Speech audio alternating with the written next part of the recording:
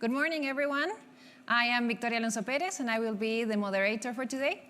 I have been inspired by astronauts since I was very little. When I was 4 years old, my dad, who is an accountant, was writing numbers on a big piece of paper, and I asked him what was the use of those numbers.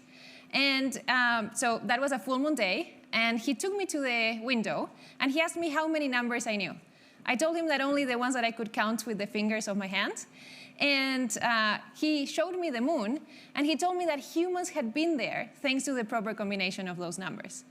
I was so impressed that I have been passionate about space ever since. And when I was a kid, I would many times get asked, do you want to be an astronaut? And I was always very afraid, so I would say, oh, well, I would hide my fear by saying, well, even if I would want to be an astronaut, I couldn't because Uruguay has no space program, so I couldn't be an astronaut. Nowadays, with commercial space missions, everyone from any nationality can go to space. It is still very expensive, so it's not really accessible for everyone, but at least the possibility exists. Still, given that the last time that I rode Space Mountain on Disney World, I got super sick, I don't think I would be the best astronaut candidate. But it is great to know that young girls in Uruguay can have the possibility to go to space. And today we have an out-of-this-world panel, and with great speakers. Let me introduce you to Dr. Dava Newman, Director of MIT Media Lab and former NASA Deputy Administrator and Apollo Professor of Astronautics. Mr. Dylan Taylor, founder and CEO of Voyager Space, founder of Space for Humanity and a Blue Origin astronaut. And Mr. Ethan Steve, crew member of the AX-1 mission, the first commercial mission to the ISS, to the International Space Station, and the second Israeli astronaut. After the first, Ilan Ramon, together with 6 crew members, did not survive the Columbia Space Shuttle disaster 21 years ago. So let me start with you, Ethan. What is the purpose of astronauts? Thank you, Victoria. So my answer to what is the purpose of astronaut is another question. What is the purpose of a human being? The answers are deeply connected. Curiosity is at the core of what it means to be human. Our passion to explore, to discover, to learn are part of our nature, especially when it comes to mysteries of our planet and the universe that lies beyond it. The purpose, the role of an astronaut is constantly evolving. From a role that was defined by competition during the Cold War, through international cooperation, creating the ISS. Today, the third phase of space exploration is privatization. My mission, AX-1, was the first private commercial mission to the ISS in 2022. NASA, ESA, and private astronauts all worked together, sharing the scarce resources of oxygen, water, food, energy, and lab availability. And maybe most importantly, we shared perspectives and our amazement at what we were experiencing. My mission, a private mission, required to create in just 16 months our own private space agency, Rakia, in partnership with the private sector and government agencies. Our motto was Space for All. To meet that goal, we open-sourced the mission, inviting proposals from scientists, artists, educators, students, children, and leaders on a range of disciplines.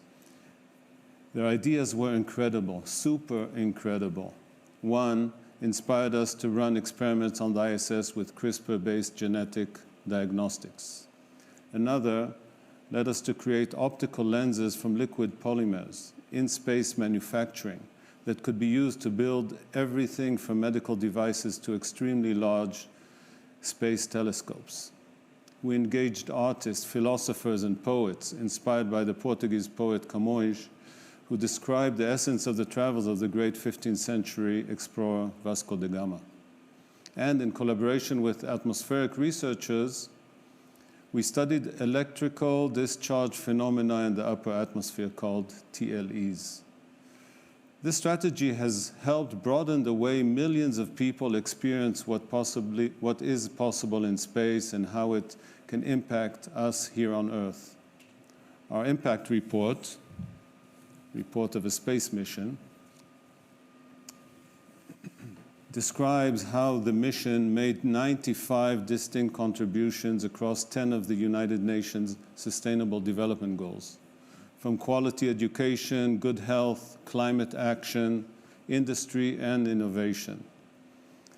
I will take this opportunity, as AI was a topic here at the forum, to suggest that I'm not worried about astronauts being replaced by AI. AI will do many things to advance space exploration, but it will never have the curiosity and the critical thinking skills to complete these complex missions. As MIT professor, your colleague and NASA astronaut Jeff Hoffman told me last year, he wished he had an astronaut on Mars to troubleshoot his rover and MOXIE oxygen experiment.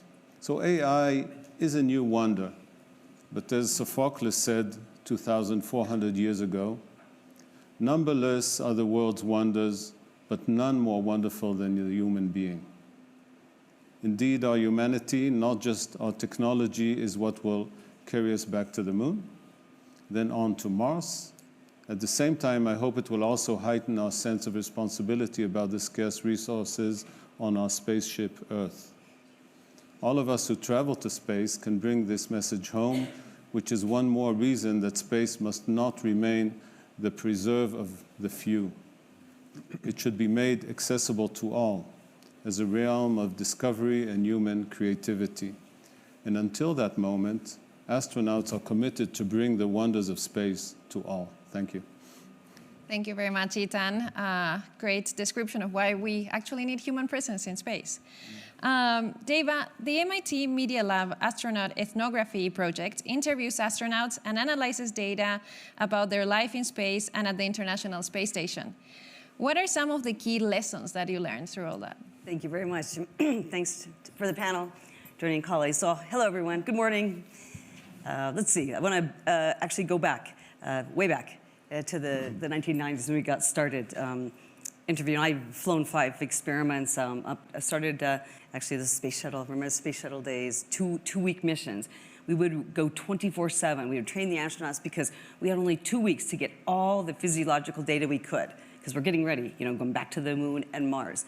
And then working very, very closely with the Russians on the Mir. Mir in Russian means peace. So the Peace Space Station. And we started actually interviewing. Astronauts are always interviewed pre-flight and post-flight. But when we had our NASA astronauts spend long duration up after our Skylab missions, then on Mir, together with the Russians, we said, this is really important to document. We have to get all those lessons learned. 2 major programs going about it very differently. What can we learn for the future? The future of the International Space Station, when we have 5 main international partners, and now we have over 100 nations working together, flying experiments. So the ethnography, in terms of each person's individual experience, and was really important. You might not know, so a little bit quick background. You lose a lot of muscle and bone when you go into space. You're floating around. So 1 to 2% bone mineral density loss per month. Now who wants to go on my 4-year Mars mission? And this is with 2 hours a day of exercise. Maybe 30 to 40% muscle loss. And most importantly, what about their mental well-being? How are they doing as a team? Are we the 4 people who can function? Because Mir, working with Russians, gave us that 2 months, 3 months mission. So long duration mission. 2 weeks, we can all put up with each other. But when you're months in space, and now we're 6 months at a time, and now we're performing our 1-year mission up on Space Station.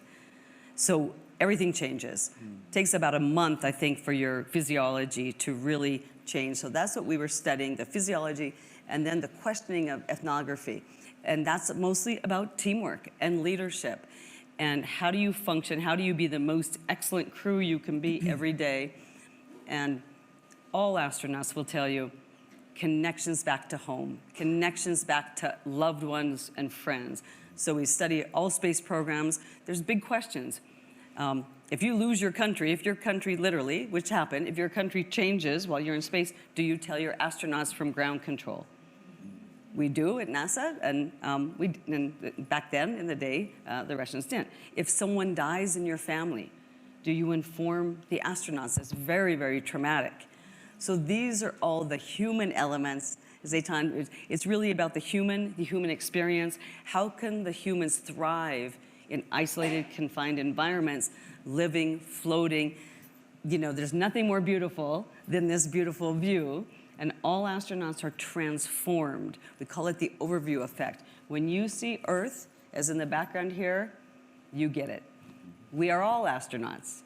We're orbiting our sun, and we have to figure out how we can all work together, celebrate all of our similarities and our hope for humanity and, you know, spaceship Earth, rather than being divided of our differences. So in sum, it's all about the human element. It's all about humans, how humans can thrive, and how we can train and have humans thrive when they're in very isolated, confined environments. So since we've all been through the pandemic, as I said, you all have your astronaut wings now.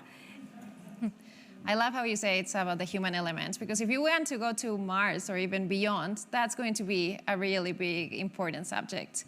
Dylan, how do you believe the commercial expansion of access to space and initiatives like the Citizen Astronaut Program contribute to the broader purpose of astronauts and space exploration? It's a very good question. I think spaceflight is uniquely transformational, and I experienced it myself and Etienne as well. It seems to be a universal effect, this overview effect Dave mentioned. It's probably the most profound experience a human can have, I think. It really does change you, it really does transform you. And so I believe that space is a tool for transformation. And here at the WEF, this is now my 12th Davos, we talk about a lot of these issues year in and year out, whether it's climate or income inequality or mass migration. And we seem to be talking past each other quite a bit, right? So these problems seem intractable, but it's perhaps because we don't have the right perspective. So imagine having a space station like the ISS optimized with the conference table and convening a UN Security Council meeting, for example, or a G20 meeting, or a meeting between India and Pakistan, or you name whatever rivalry you might have. I think you would have a different outcome. So if you believe that, which I strongly believe, then it's all about how do you scale space? It doesn't scale particularly well, it's very expensive. So the idea with the Citizen Astronaut Program, which is attached to Space for Humanity, is could we do essentially a fellowship where we pay to send people to space? I think we got 60,000 applications first time around. But in exchange, once that astronaut comes back, they have to do something to benefit life here on Earth. And it has to be tied to a UN Sustainable Development Goal, and it has to be measurable and tangible. So for example, we sent the first Mexican-born female to space, Katia. She's now a celebrity in Mexico. She meets with the president of Mexico regularly. They're working on a STEM research center in Mexico for young women in Mexico to inspire the next generation. We sent the first African-born female to space, an Egyptian national, Sarah Sabri. She's actually working on democratizing access to space for scientific purposes as well. And then we sent a mother-daughter duo from the Caribbean, and they're now working out exactly what they're going to do to benefit life here on Earth. So to me, it's you go to space to benefit Earth. Space is a tool for transformation, but we need more ambassadors out there talking about this effect and the ability that, you know, when you're up there, it's been said before, but we all live in the same house, literally and figuratively. There is no other place, there is no other people.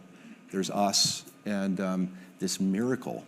When you're up there, you understand the rest of the universe is cold and hostile and dead, so far as we know. And what we have here is an absolute miracle, and we need to treat it as such, and we need to treat each other better. And when you're up there, it becomes so clear to you. I love this idea of astronauts as a source of inspiration for people here on Earth and to do good. Deva, what do you think is missing or could be enhanced in the human space exploration journey? Is it lack of funding? Do we need more technological developments? A matter of regulations? Well, so I want to tie on what Dylan says. So I want to take everyone, and I mean everyone, 8 billion people to space, transformatively, figuratively. Of course, the launch is expensive, getting out of the gravity well. So we've developed virtual reality experiences and tools. We have a lunar mission coming up this year. one of the commercial missions. When I was at NASA, we put in place the public-private partnerships, which allowed for commercial space missions. We redefined the definition of an astronaut, because an astronaut was only an astronaut if you worked for a government agency, a NASA astronaut, European Space Agency astronaut, JAXA astronaut. We redefined that because we knew the commercial access was coming. So it really opened it up. But back to space for all, my vision is then we give all the tools, we give the experience. How can we do that? We can do a lot of that through virtual reality. So we literally have, Earth mission control, a lunar mission control. These are tools for our kids, because when we launch this year to the moon, our little rover, my camera that's going to take pictures on Shackleton Crater, we need that before we can send humans. But why not? Why can't we take every one of you, but also it's about our kids. To me, it's about the next generation. So they can be lunar explorers. They can help us with the citizen science. They can analyze the data. I want to open it up. It's accessible and transformative.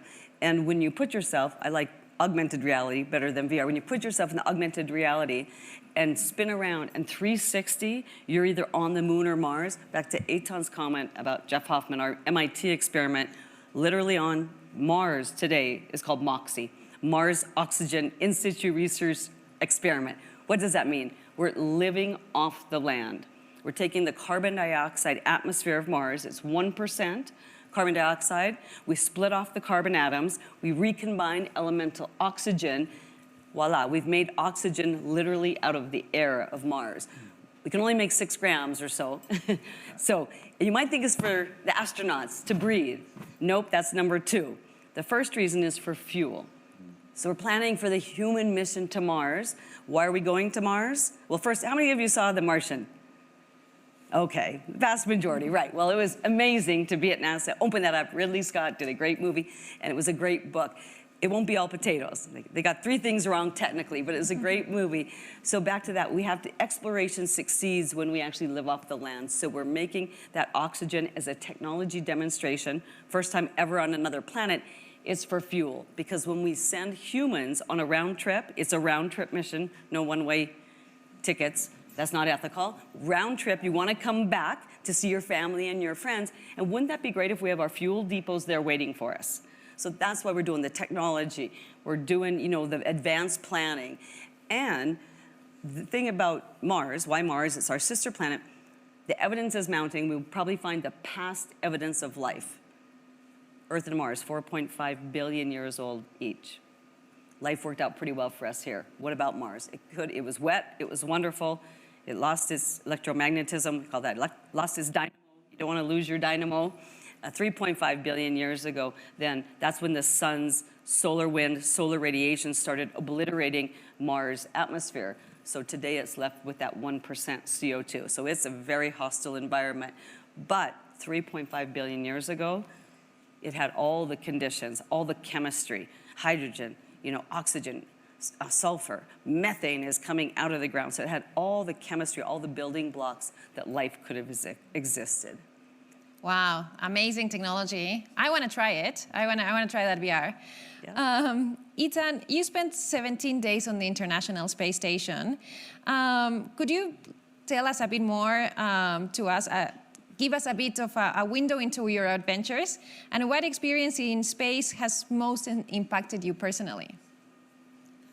So as a kid, you reminded me just now that I would sleep like Superman. I would go to sleep like that. I dreamed about floating and free of gravity. And then I promised my grandkids, I have 5, that I would float into the space station like Superman, and I did.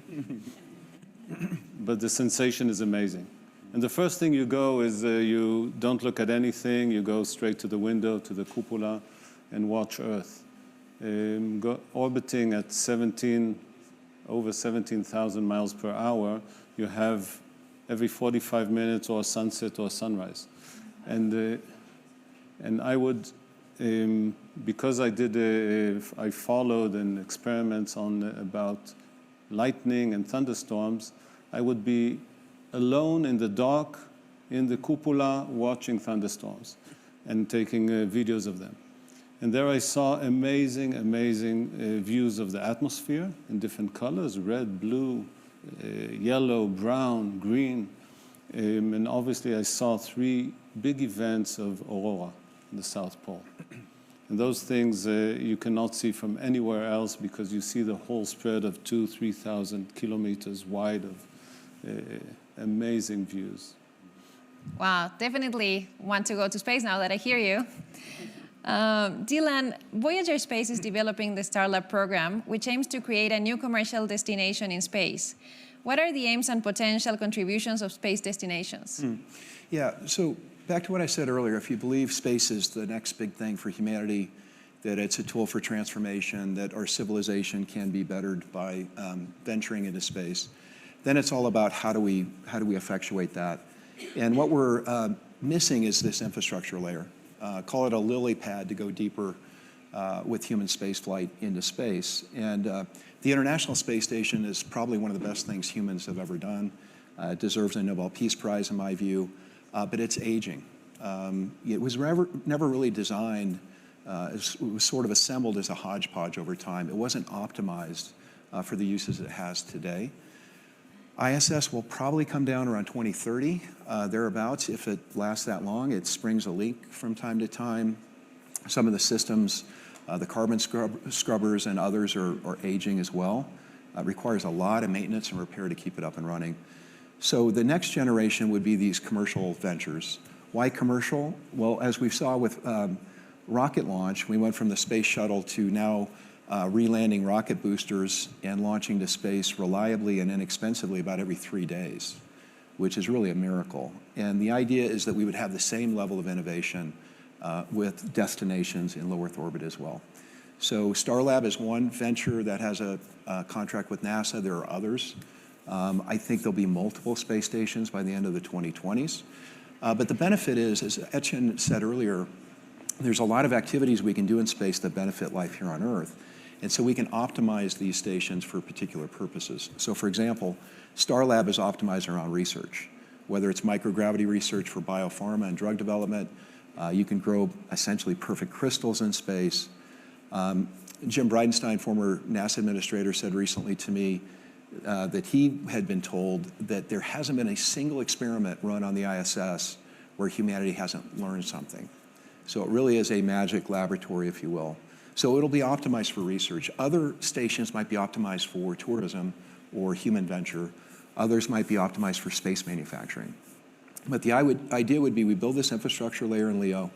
That enables us more practically to go to the moon, to stay, and build infrastructure on the moon. And then from there, of course, we can go further afield.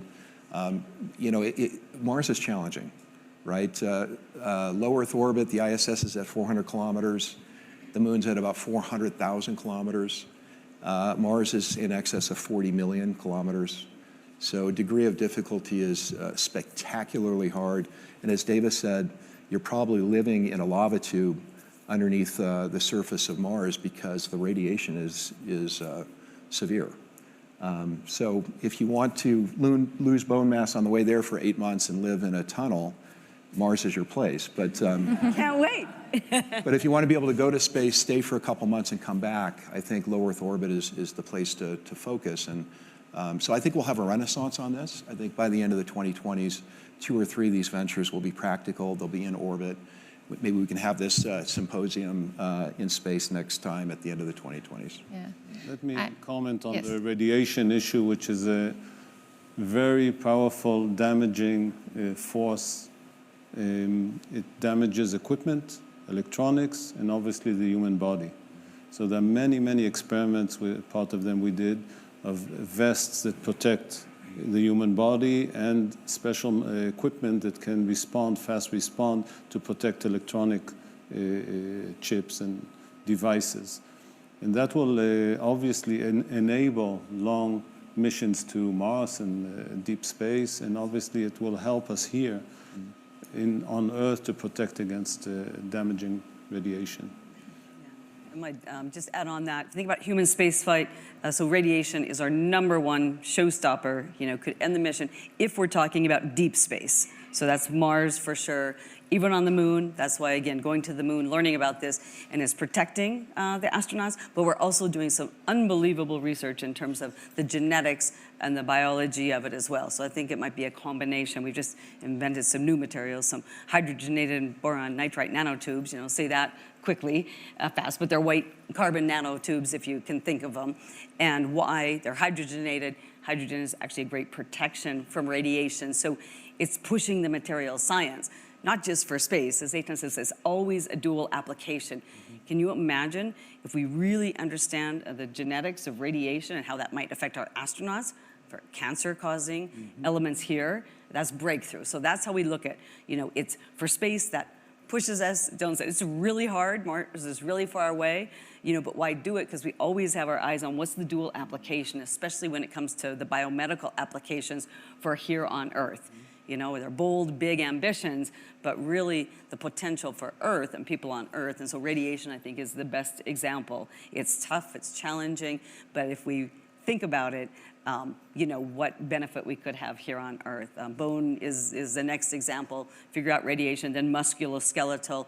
For bone, we're already using new pharmaceuticals. We've already understand at the cellular level more about osteoporosis. Of course, no one wants to get osteoporosis here, but if I put an astronaut up on space station for 1 month, I have the exact same condition or loss that you have in 1 decade here on Earth, from when you're 50 years old to you're 60 years old.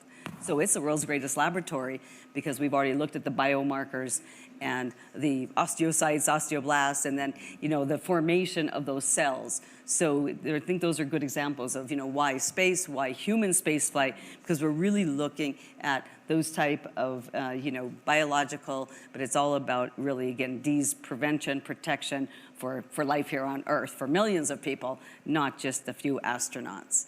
Again, we're all astronauts here, orbiting our sun. Walking into building 4S in Johnson Space Center, you suddenly understand that there are thousands or millions of people around the world working to keep these 7 astronauts in space. Maybe there are 11 now because AX-3 was launched 10 hours ago. And Chinese, I don't know how many are in space today, but a few. And there are thousands of people working to keep them alive.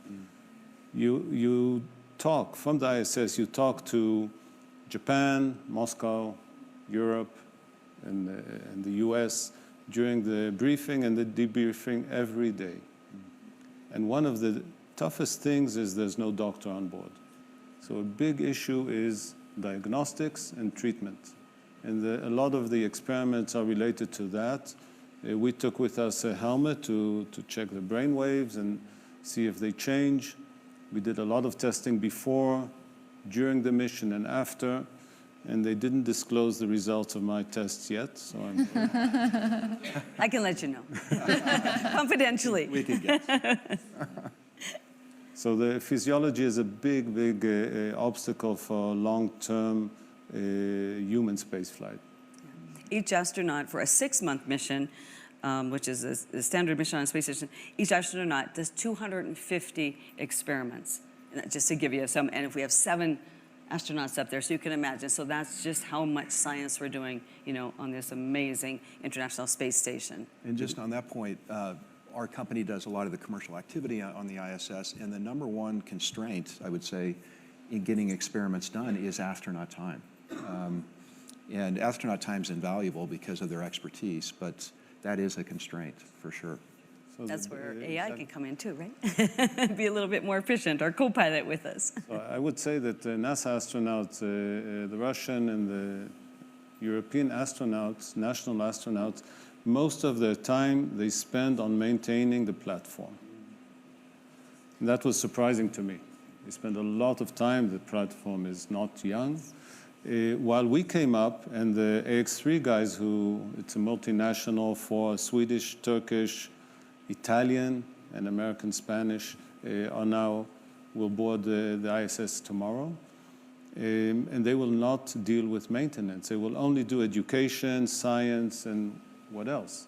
So it's a very big difference when you send private astronauts with a full mission of outreach, education, and science, working side by side with the people who are maintaining the platform. Yeah, and that's to the point Dylan mentioned. We'll have to deorbit International Space Station by 2030. So, you know, in the coming years for sure. And this is in all of our space stations. Originally, you know, the U.S. we had our Skylab missions. We were just trying to get longer duration, but they went up and you need to come down. The Mir, as I mentioned, the Russian space station was 13 years in space, and it had to be deorbited. And for some of the same, the last year on Mir, I was an experimenter. I had my experiment up, but we would just love it when we got science time, because the majority, by the end of life of a space station, the majority of the time was just maintenance. You have to produce all of your oxygen, you know, make sure that the astronauts have oxygen. And so that's what, as space station ages, we've sent up some new systems, but we have to, it's safety first. It's always safety first with human spaceflight and astronauts. So we have to make sure that there is a time when we can safely, you know, have to terminate and International Space Station.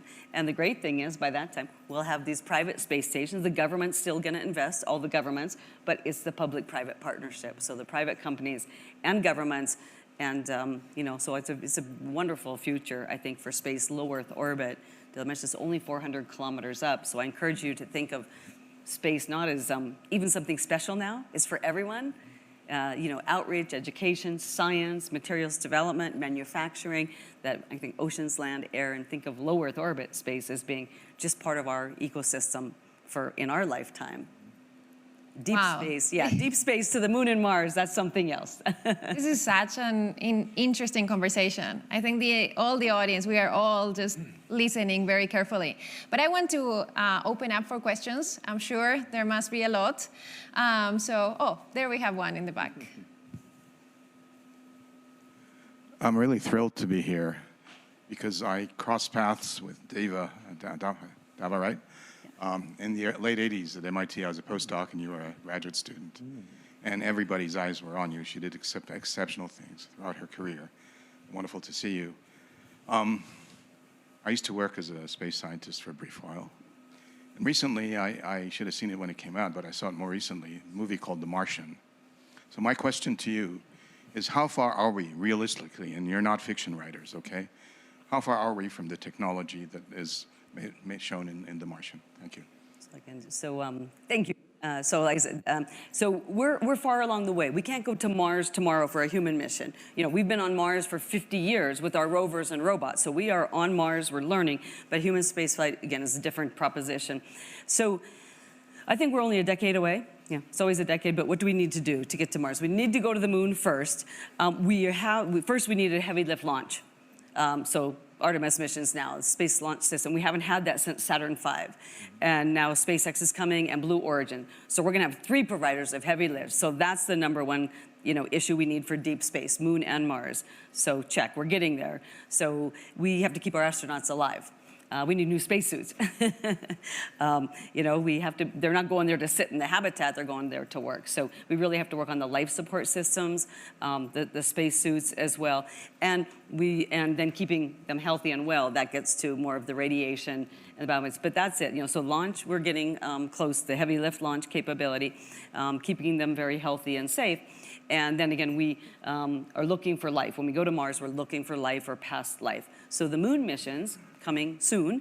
I hope we only go, you know, spend a decade on the moon, getting, you know, really buying down those technology trades. So that's what, you know, a decade on the moon to, you know, there's no life on the moon, but looking at the technology. So those are really the technologies we need to think about. And don't forget about the human. We started this discussion with human well-being. We have to make sure that the team is working and functioning well together. So we're close.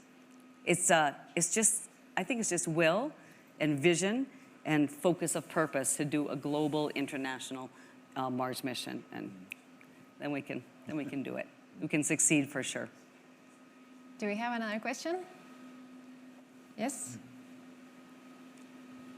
Hi. Great listening to you, especially as a scientist in training. And I want to ask, how could international collaboration be increased? I mean, you said we are all in the same house, we are all on Spaceship Earth, but we do squabble sometimes, and on the ISS, not everyone's partaking, especially what I'm thinking about right now is China and India. Both of them are developing space nations. but as far as I know, they're not participating. How could that be increased? And I would guess that them joining would help the international effort. I can take a stab at that. I think the commercial sector has a lot to do with this as well. So one way we can collaborate is more standards. If we had more standards around designing hardware in space, I'm thinking now space debris, which we have a space debris issue, and the ability to deorbit satellites, repair satellites, grapple with satellites. I think that would make a big difference. Andreas and others at the forum are providing leadership for the commercial sector on this, and we're having conversations on this. I think that can be helpful. With respect to the geopolitics, I think where we're headed, we're probably already there right now, are two different ecosystems. One would be a Western-led ecosystem exemplified by the ISS. That's growing. At the UN level, I believe there were 20 space agencies registered 4 or 5 years ago. Now that's 90. It's my understanding there's 90 space agencies. So a lot of countries have ambition and resources and wherewithal and capability, perhaps, to go deeper into space. So you have the Western-led ecosystem, and then you have a Chinese-led ecosystem. Think of it as sort of Apple and Android. Similar operating dynamic, but different platforms. I think what will play out over the next 4 or 5 years are these countries that have space ambition in the Gulf states, India, and others, which platform they're going to migrate to. Realistically, I don't think you can have your foot in both camps. I don't think it's practical from an economic standpoint. So I think that will play out over time. Ideally, you would unify Apple and Android down the road, and that would be, I think, everyone's dream. But realistically, I think we're going to have this dual platform for a period of time. Thank you. I will add to that on board the ISS, we were Russians, Americans, Europeans, Asian, and the cooperation was amazing. Each astronaut is expected to be independent in his work, but still needs the assistance of the others, especially on the first 2-3 days that you arrive there. The cooperation is amazing. The flying across borders on the ISS is free. On the American module, there's only one toilet. And when that breaks down, you float at night to the Russian section, and there's no issue about that. Cooperation is amazing. I'll tell you that I took along with me a 3D module of the World Peace Bell. It was donated by the Japanese after the Second World War to the United Nations, and it's actually installed in the garden of the United Nations, and the Secretary General rings it every 21st of September, which is the International Day of Peace. So I took a 3D module of the International Peace Bell and the World Peace Bell, and I left it on board. So every 21st of September, I hope the astronauts ring it. I hope so. And I want to just point out, I'm a big believer in soft diplomacy. There's nothing I'd like to see more than unification and global peaceful uses of outer space. Dylan mentioned at the UN, that's what our committee is, peaceful uses of outer space. We can get this right. Historically, remember Apollo-Soyuz? At the height of the Cold War, there was one handshake in space with a Soviet and an American astronaut. They became famous friends. Their families are the best friends in the world because we're all people. And I think we all love each other and want to work this out. So soft diplomacy. So I really hope that we can, shake hands in peace, standardization. If there's 2 platforms and private platforms and government platforms, that's what's coming. And if we design to standardization, then guess what? I can dock to your station, we can dock here, and we can work out that we can all be living, hopefully, peaceful. But it's our choice. And there's a lot of policy that would have to be, and law, actually, that would have to be engaged to make that happen. But I mean, idealistic, and we have a chance, and we have a chance to get this right. But culture and traditions are incredibly effective. And there's a tradition on the ISS that every Saturday night, there's a Saturday night movie. We eat together dinner, and there's a Saturday night movie. Now, who chooses it? So first Saturday night, the Americans chose a wonderful film called Princess Bride. You probably know. So good, so good. Imagine 11 astronauts in a small space watching that, laughing. Second Saturday night, the Russians chose a movie called, I'm sure you haven't seen it, Salute 7. It's about a Russian space station falling apart. That's really surreal, you know, sitting there on the station. I love it. And you have dinners on Friday nights, Friday, yeah. community dinners. Everyone gets together for a community dinner because you're really, really busy up there. You're working, might not see each other all day, so it's very nice to come together again for a meal around the table. And you can't stay a long time in one space because then you use up the oxygen and it's not enough ventilation. But if 11 of us had dinner together, gathered around a very small 1 meter by 1 meter table, so it would be 5, 6 straight up and 5 or 6 upside down, eating same table. Thank you very much for the discussion. We are just have 2 minutes left, so unfortunately no more time for questions, but I would love to hear inspiring message from you to the audience. Very quick, but let's start with Deva. Okay, so a space for all. I mean, that's what I stand for, is global, international cooperation. Let's be the best that we can be and give all of our kids, you know, that aspiration that we can figure this out looking down on Earth. We have to live together peacefully. I think we have to take care of the planet first and foremost.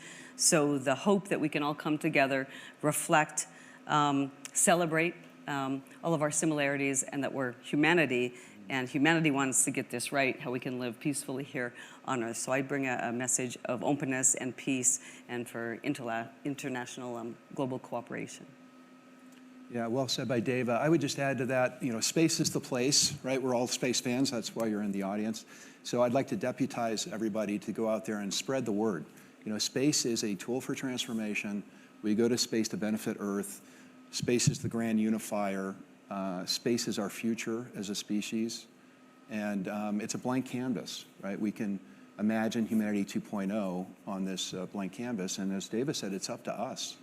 It's up to the people in this room. So go out there, spread the message, and space is the place. Don't forget.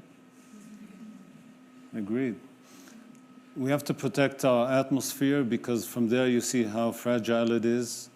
And if we don't protect it, we'll turn into Mars. And then those who did reach Mars will have to find a way how to come here. Thank you so much. This has been such an inspiring panel. I wish we had all day because honestly, it's so many more questions I would love to ask you. But I think the overall message is that in space, collaboration always happens. You know, even during the Cold War, like Deva was saying, in space, there was collaboration, and there is so many possibilities, so many opportunities for breakthroughs in science and technology through space exploration. So please give a round of applause to our panelists. Thank you all very much. Thank you.